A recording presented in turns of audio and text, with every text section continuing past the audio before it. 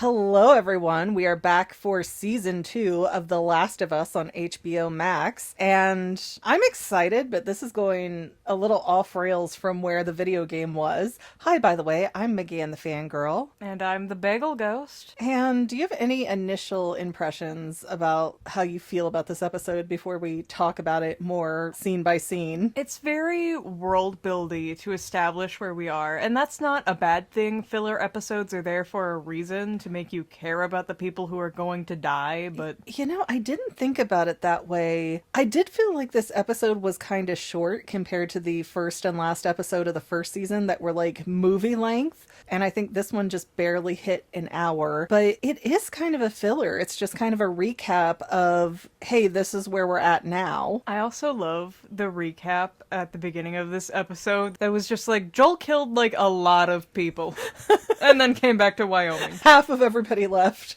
in the United States is now under Joel's body count. No. But it does start off the episode after the previously on recap with Joel and Ellie right before they go into Wyoming, and it's where the last season ended. Hey, you swear you told me the truth about the fireflies and the infected and my condition and everything? And Joel's like, yeah. And Ellie's like, okay, let's go. But then we cut away to what is real time for when this happened. And here we have the giraffes that we saw in the last season final episode. Was that the final episode? I thought that was the one before that. The giraffes, hold on. This is why we have notes. Nope, she looks at the giraffes about a third of the way into the episode. Oh. Of And then, season 1, episode 9. And then Joel takes away every doctor left on the planet. Yes. It was a very quick episode. A lot happened. But season 2, episode 1, the giraffes are still frolicking outside, except it's not quite as fun because there's a big grave site that we see in the background, and we zoom in to these unnamed characters. But if you've played the second game, you have a good sense that that's going to be Abby, who has her back to the graves and everybody else. And there's 5 teens total, and everybody but Abby is saying, well, the immunity wasn't true, so let's not even talk about it. We don't need to do that. And Abby will not move on to the Firefly Station in Seattle until they find Joel. And I do also want to bring up, everyone's wearing these, like, firefly necklaces, which were not a thing in the first season. I think they did have some kind of marker. I can't remember specifically if they had necklaces. I don't know if it's because these are all like teenagers with the exception of maybe one of them that's in his early 20s. There's one with a lot of facial hair that I'm not completely sold on being a teenager, but the rest are real small. All of these kids look so easy to draw. Picture-wise? Yeah. Okay. They just have no character or personality behind their anything. I don't know. Hopefully they will get more in depth. I did recognize a couple names that were thrown out there from the game, so they will be recurring characters, I'm pretty confident. But the weird thing is, apparently none of these teenagers know anything about who shot up their hospital homeland here. Except for one of them, presumably Abby, who's like Joel. Well, that's the thing. They only have these rumors from the people that they stayed behind to try and save, but they died anyways, so I assume it's this kind of plain telephone of, oh, it was this guy with this. And one of the teens is like, dude, we don't even know if this guy is Joe or Joel, so how do you expect us to track him down? We know he's a smuggler, that's it. And Abby's like, he's in his mid-50s and he's 6 foot tall and he's got a beard and he's handsome.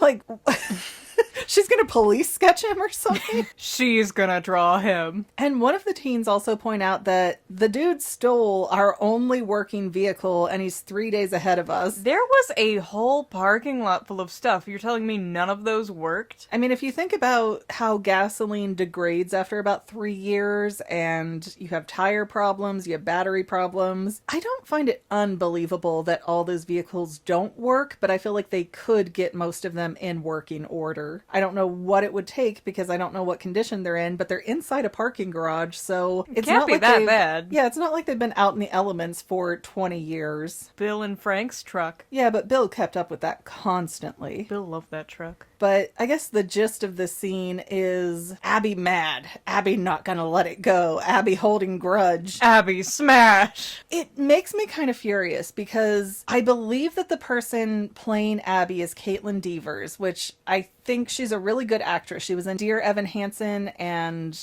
some Juliet movie, and she does really good work. But she is so tiny and scrawny for Abby that I kind of, like, I love the look of her face. I wish if they weren't going to completely bulk her up, they would have digitized her up or put her in a suit or something, because Abby looks like Susan Strong from Adventure Time. Abby is not a tiny little girl. How close to Mirko from MHA does Abby look? Abby looks like she could twist Mirko around her thigh and split her like a cherry tree. Oh. I mean, Abby is like buff. Oh. Abby might be my kind of girl. Yeah, so just seeing Abby being so tiny, I was kind of hopeful for a minute that, okay, this is in the past, so she's had years to bulk up by the time she's going to be really a contender in this show. I don't think it's going that way, though. Based on the last scene we saw, she still looked really tiny. She was in a big puffy coat, you never know. Yeah, but she wasn't bursting out of the big puffy coat, so I'm not pleased. Then we cut to 5 years later, and Ellie is in a barn brawling, but kind of why? Because she lives in a safe zone and people don't fight each other like that here. It seemed to be training? It did definitely have a training patina on it. Like, they weren't just in a real fight. She was trying to get some experience points here. I just don't understand why, because if they meet infected, they kill or stab the infected or shoot them from a distance. Well, you know, Ellie came back and 100% did the teenager thing of trauma dumping on absolutely everyone. It's like, hey, by the way, there was this cannibal cult who tried to touch me in all of my parts. Maybe, and I don't know, but it feels like, why street fighting? Why do you need to know this when that's not what you're living in anymore? And maybe I'm missing something, maybe I'm forgetting something. Just to offer an FYI here, I have played through the game once for the second game, but that was right when it just came out, so there are probably a good amount of details that are fuzzy, but still, I had little red flags going off all through this episode of, that doesn't feel right, that doesn't feel right. And Ellie having this overall anti-community, anti-social thing struck me as something that didn't feel right from when I played the game. Because if I remember correctly, Ellie got along really well with most of the town, and it was Joel who was kind of the loner curmudgeon. And that does make sense, because he's like, what, 60 now? He's probably 62 or 3. Let's do the math!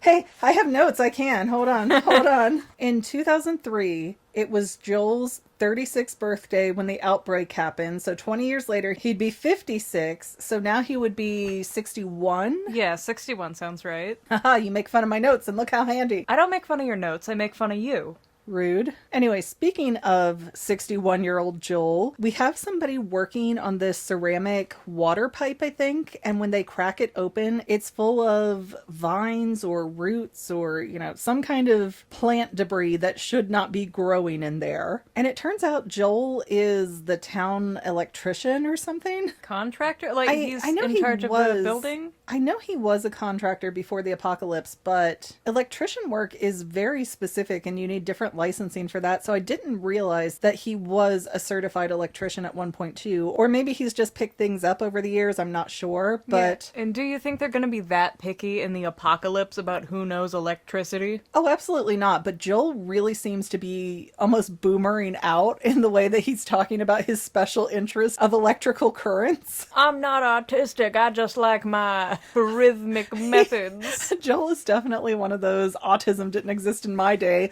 Okay, Grandpa, with your 45 different types of wire that you keep explaining. With your weekly haircut that you always get on Thursday. And then we have the young teenage-esque girl, Dina, come into the table where Joel is working, and she's given me real not cradle robber, but in reverse, grave robber vibes. Like, she's coming in acting like she kind of has a crush on Joel, and I don't love it. I mean, she definitely has a thing for everyone in the town, bicycle-wise. Yeah, she does seem to have a thing for everybody and is definitely coming off a bit like she's the town bicycle. And if that's her shtick, hey, good for her, own it. But it is in this moment coming off a little trashy because as we go through the episode, Dina is flirty with Joel and Ellie and Jesse and the other Asian guy and pretty much anybody else who crosses her path. The only Asian guy left after Brian died. No, there's two of them though. Oh, really? Because there's Jesse that Dina was dating, and then there was the Asian guy she was dancing with. Am I racist? Apparently. Jeez. Because they're on different sides of the building when this happens. So it's very obviously not Jesse she's dancing with. Sorry, names and faces all get blurred together. I promise it's not just a race thing. I pick on the one obvious trait, and that's who they are. They are very ancillary characters, so, I mean, it is easy to lose the side characters from this. But there's this whole thing going on when Dina's talking to Joel where she's like, why is Ellie mad at you? And Joel's like, what? Did you say something? You're her best friend. Didn't she say something to you? She's like, Ellie's apparently mad at Joel, and Joel has no idea why. I mean, it could be any reason, could be past trauma. And it turns out now Joel goes to therapy with this character I believe is brand new for the series called Gail, who is played by flippin' Catherine O'Hara. Of all the people I never expected for them to find and get in the show, it was Delia Dietz for sure. I don't know who this is or why she's important, but you know. Sally from Nightmare Before Christmas. Oh. The mom in Beetlejuice. Oh! Moira in... The stepmom or the dead mom? The stepmom. The only one we see in the movie. Oh, you didn't mean the musical. All right. But Gail is really interesting, and Joel pays her with drugs.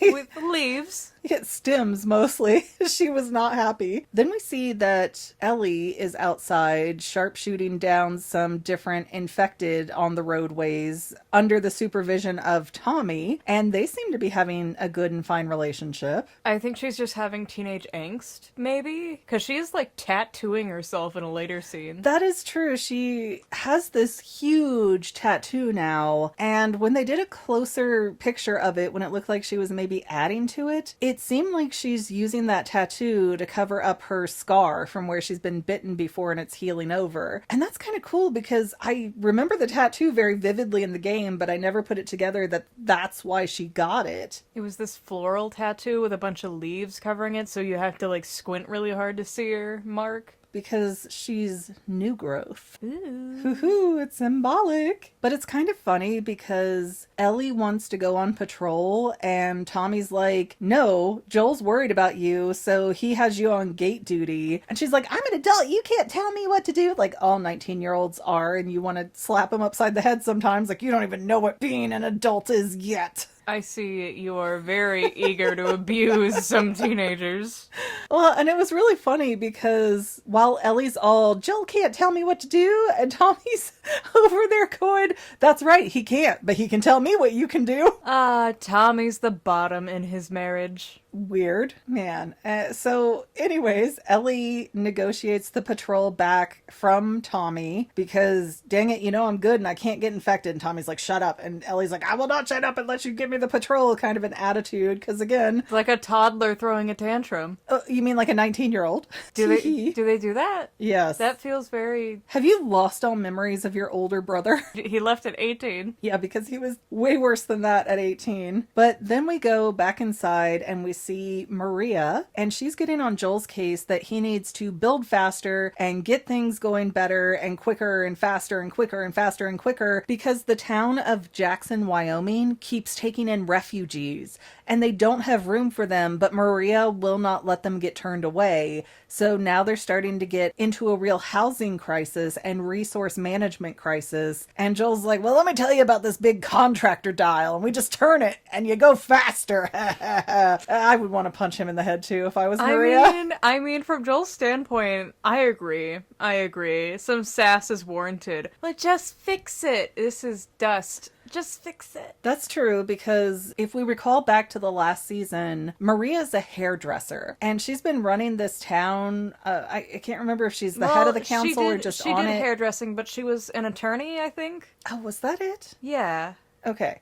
But point that I was getting to still stands. She doesn't know a ton about city planning, and she's very much acting with her heart. Unfortunately, I am that person that looks around the corners and sees the bad things that come, and all it takes is one recently bitten person to sneak in your gates and everybody's doomed. Or you take in too many people, your system collapses and everybody's doomed because you had a bleeding heart for everybody, and it sucks. It really does. Is there no hotel or motel they could cram these people in until they're done? Because, like... Probably not in the town, but I'm surprised that they can't fortify something. I also wonder if they ever went and got the Native American, I think, couple that were a few miles away, remember, in the cabin? Oh, yeah. The people who were not scared or worried at all about being held up. They were totally cool with it. I made him soup. What do you mean you made him soup? Yeah, I wonder if Joel ever went back to them and like, hey, by the way, there's a safe place over here if y'all want to come this way.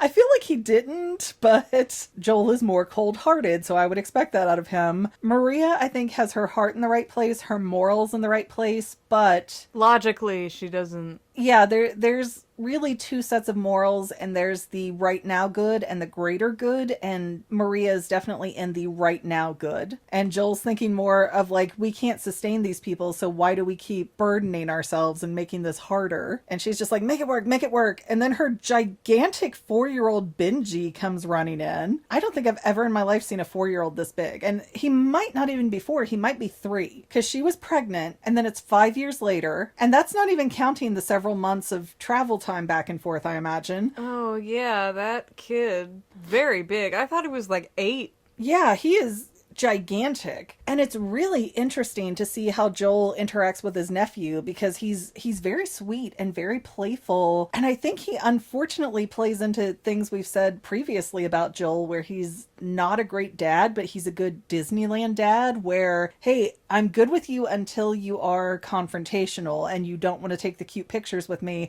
and you don't want to just laugh and joke around. Like, as soon as you want to hold me accountable, as soon as there is any equality in our relationship, like, it's done. I think Joel 100% kills it at being a girl dad. He's got that down. But I think him on the boy dad status, if he had a son, he would only tolerate that guy until he was like 10 years old, until he figured out how to jack his stack. Then he's done with his son. But I think that's kind of the thing, though, because we saw Joel was not great with Sarah on an emotional level. He was very hee-hee, poke-poke, nudge-nudge. Like, he was buddy friends with her, kind of like he is with Benji here, but he did not have the emotional intelligence to go further. And I think that's kind of where guys like this get stuck, is it's not that they're a horrible man, but they don't know how to do anything more than play. And when the kid is too old to really play and joke around, then all Joel knows is, okay, then they need to get behind me in line and show respect. And that doesn't really work right with teenagers. Like, there's a lot of problems that arise in that. Especially with the iconic bratty Ellie. Like, Ellie is such a delightful brat. She's literally me. I don't know, Ellie seems super bratty in this episode,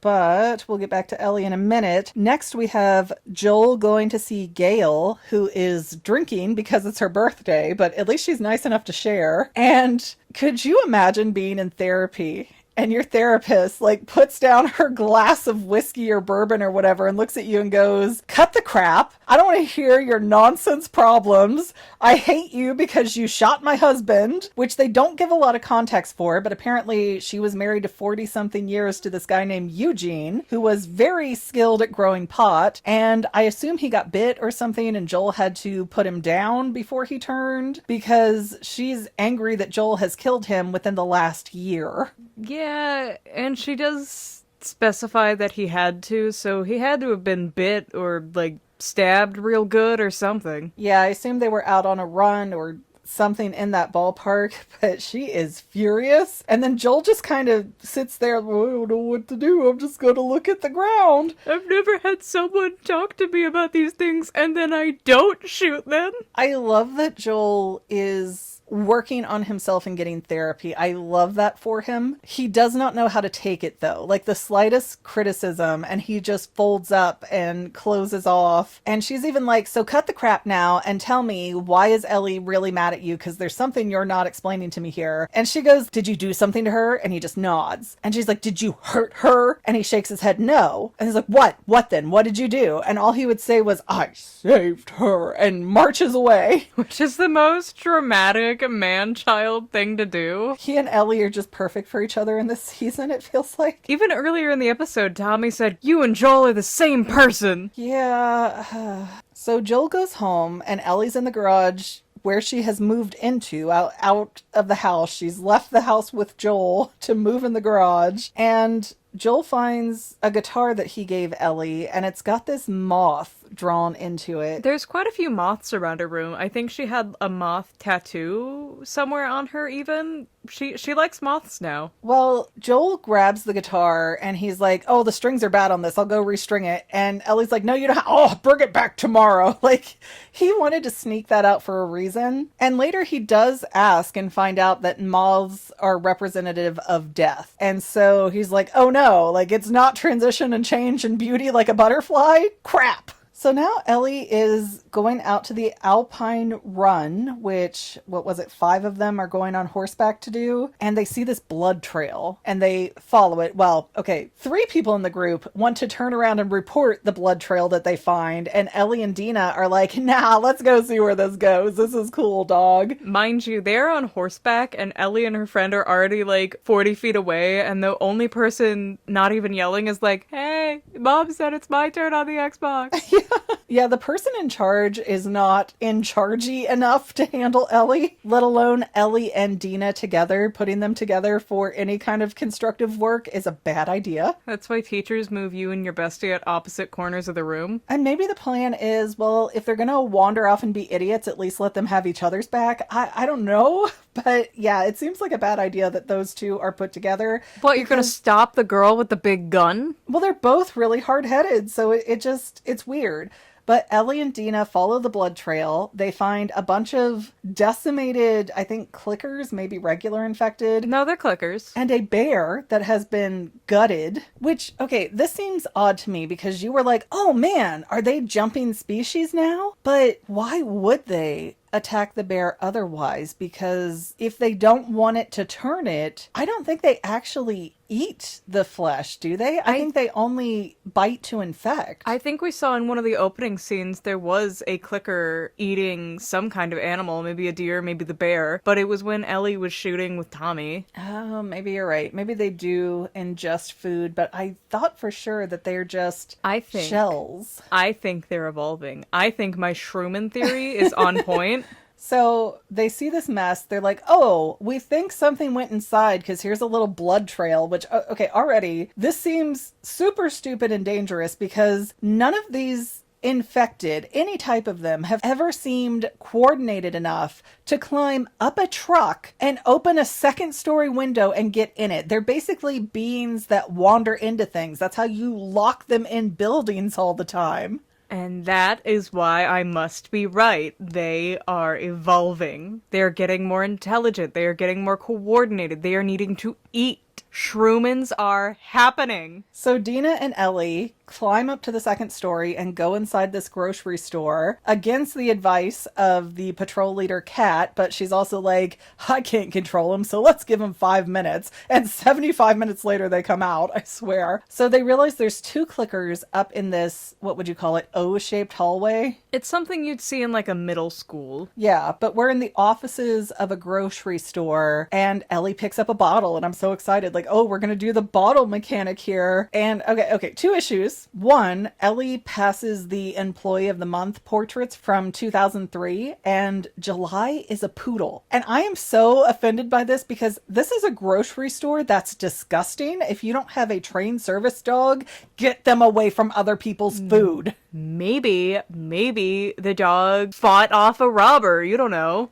I know a dog should not be around grocery stores. That's disgusting. If they are not a trained service dog, they do not belong in the store. Fight me, I don't care. You're an idiot if you do that. But Ellie takes the bottle, and apparently Dina just kills her clicker off screen to the side. We never see it. But Ellie takes her bottle, throws it down this hallway. The clicker comes and stands there, and it's like, click, click, click, click. Where you at? Where you at? And then Ellie walks into where the glass is. That's not the point of the bottle mechanic. And I will die on this hill angry, because the point of the bottle mechanic is to get them looking left so that you can shoot or stab them from the right. It's not to get them right in front of you so that you can walk in front of them. The stupidest place to be is where you just threw the bottle. You hold their hands slowly as your fingers intertwine and their teeth enter your belly. And you know what? Even though Ellie kills that clicker, Karma knew how terrible that bottle moment was, because it just caves in the floor under her and down she goes like 20 feet. But, you know, a hard metal shelf breaks her fall. That felt terrible. I am amazed she was able to get up. Do you know how much stupid things Ellie does on the regular? She's immune to biting, therefore immune to everything. She thinks so, but so do most young people in their mid-20s and younger, but they find out otherwise. So Dina's like, hey, I choose life. I'm not going to jump down this hole after you, but I'll find another way down, which, smart girl. And while Ellie's in there meandering around, there's this creepy, like on all fours, almost moves like a cat. I thought it was a cat. I thought we were gonna have fun cat times. It's like following Ellie. She'll pass an aisleway and then it's on the other side of the store a few seconds later, passing the aisleway.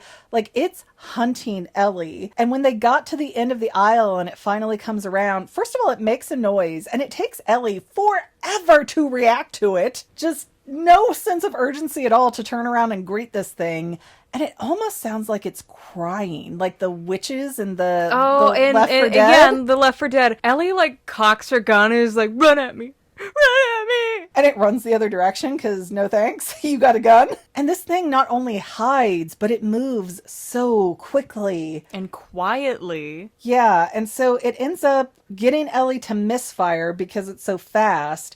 And then it jumps her from the side like it's a whole velociraptor pack by itself, bites her in the stomach. The Shroomans are happening. This is such a leap and bound and jump of intelligence and coordination and just processing in general that no infected has ever had before. No infected was able to register more than a living human person and be like, hey, I want to infect that. No. This thing's registering weapons. This thing knows what's happening. This is a Shrooman. This is a Shrooman. It's also important to note probably that this one was very orange in the face and it had like antenna growing off of it. Yeah, it had like antlers. Yes, almost like a male stag. But Dina comes in and Ellie's like covering herself up. I don't know how she keeps everything from bleeding through her shirt because she's got a big bite mark in her stomach now. It's not like super deep. It's like, it's kind of deep. It's less deep than what the sound effect made it seem like it was going to be. That's true. And it held her down. Like this is not the lesbian experience I thought season 2 was going to be. But we go back. We're in town. Ellie and Dina are in front of a council trying to account for everything that happened.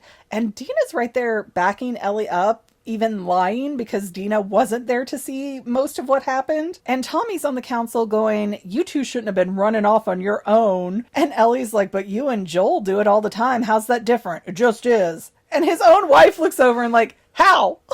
and then he gets all shy and he's like, oh. And then Maria's so mad because of feminism, she lets Ellie and Dina walk away, without any kind of repercussions. And they talk about the smart infected for a minute, but they kind of dismiss it pretty quickly, which is fine because we cut over to Ellie in her bathroom, dousing her knife in alcohol so that she can cut around the bite mark on her stomach like it's connect the dots. She's trying to make it look like a pipe stabbed her instead of a bite. Oh, look at these marks, these little tiny thin knife marks connecting these tooth-sized marks. If a pipe stabs you, it's going to be jigged. Jigged?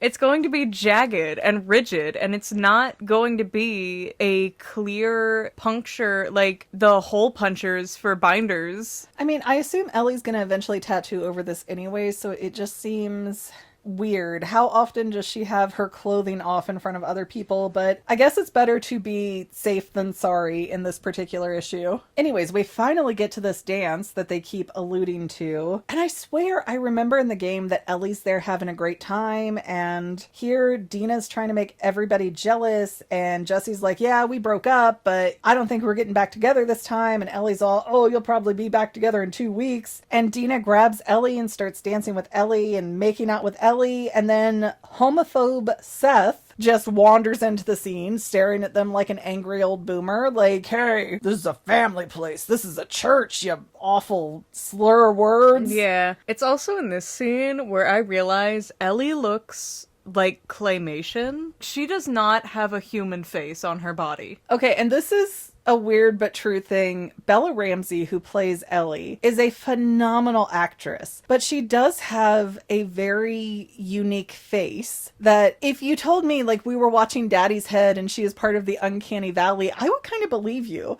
Because she's got this very almost stretched to where there's no facial features type of face. Almost AI generated. Yeah, it's a very odd face, and everybody else around her, at least at this dance, they have a lot of character in their face, and it's a lot closer to the traditional standards of beauty, so they look extremely different compared to Ellie, especially in this scene. But, you know, homophobe Seth comes in, says his awful slurs, and Ellie's getting ready to throw punches, but Rottweiler Joe comes out of nowhere and just like decks this guy onto the ground. Comes out from I don't even know where. I want to assume he was not at this party until like the wind or something told him like, hey, there's a bigot near Ellie. And you can see Joel's face when Ellie starts yelling at him for defending her, which I think is a little out of line for Ellie. He was trying to protect her, even though Ellie is like, I can protect myself, you stupid idiot. But Joel's face, it just looks like all I know is killing Ellie.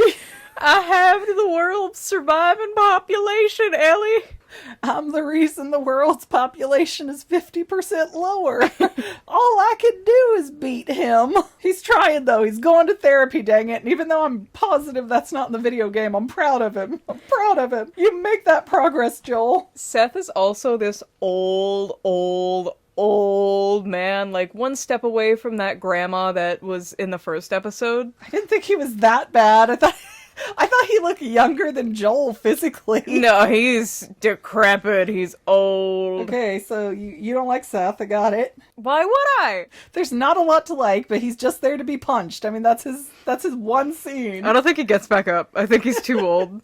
I wouldn't get back up if Murder Dog was on top of me like that. It's like, oh, hey, I'm dead now. Anyways, so we leave the dance, and that pipe they were fixing earlier that had all of the growth in it. It turns out there's some little strands of cordyceps wired in there, so it is finding its way into Jackson, Wyoming settlement. And some kid dropped a sparkler near it? Yeah, so I thought for a second that they actually had lit the roots on fire or something. I'm like, why are those specific roots orange? Did the sparkler get... Oh no, they're moving! This is gonna be bad! They're reaching! But I also do not remember this being an issue in the video game, so I have a feeling that they're trying to make this plot more convoluted and destroy the settlement when Abby and her people come in, because the very last thing we see are Abby's crew coming up on Jackson like, oh no. But Abby still looks so tiny. It's kind of like, oh no, you're so cute.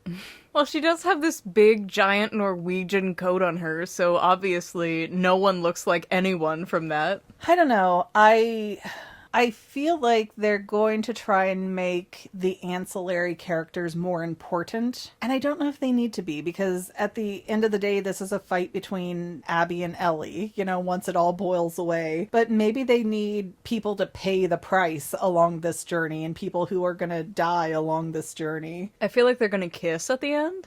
Well, speaking of kissing at the end, when Joel goes to his therapist and he starts talking about Dina and she's respectful and she treats me like a person and I'm like, oh my God, Joel, get away from the child bride. Like, he's not. Dina showed him 2 minutes of kindness and all of a sudden he's got his eyes on her in a way that I do not like, that feels very much like the preacher man from a couple episodes back. You think Ellie was ever like, so, Joel, you're a man. Do you think he was trying to touch me? I doubt they ever talked about it, because that ain't Joel's business. I would want a trauma dump. Yeah, I don't think Joel's a trauma dump listener though, but I worry because between Dina being a big flirt and Joel being a little desperate for attention, that they're gonna twist those two into something, and then I will have to gouge out my eyes with hot pokers. I don't think they'd show any shaboinking, but I don't even want to see them kissing. I don't want them to be a thing, and hopefully they will not become a thing, but I'm worried they have already changed so much in just this first episode that it's gonna go wonky real quick. well, hopefully Joel is old enough that his banana organ doesn't work anymore. Oh, gross. Okay, with that, I think it's time for us to wrap this up.